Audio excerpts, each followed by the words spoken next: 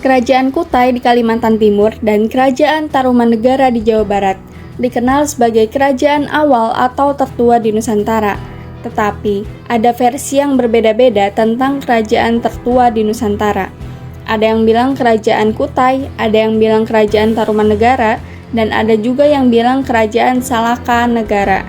Nah, jadi di video kali ini, saya April Kajoku akan membahas tentang kerajaan Salakanegara.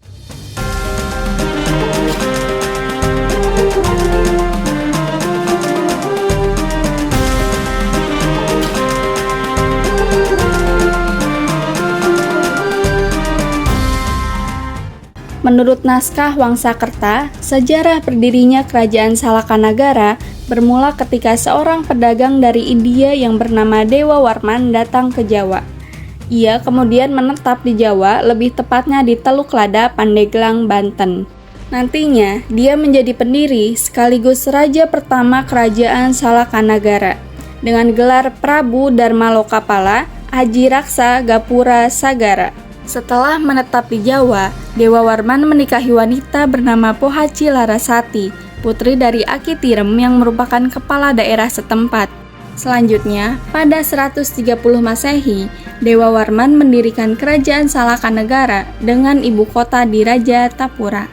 Usai menjadi raja, ia melakukan ekspansi untuk memperluas daerah kekuasaan.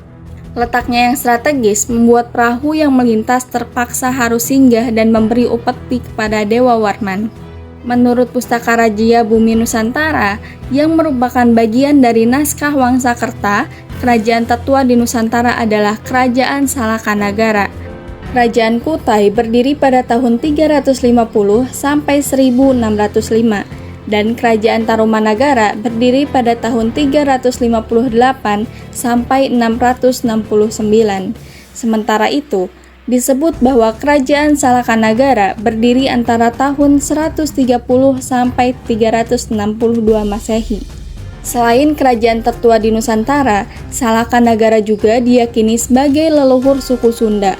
Terdapat 3 lokasi yang diyakini sebagai pusat pemerintahan Kerajaan Salakanegara, yaitu Teluk Lada di Pandeglang, Banten, Condet di Jakarta, dan Gunung Salak di Bogor.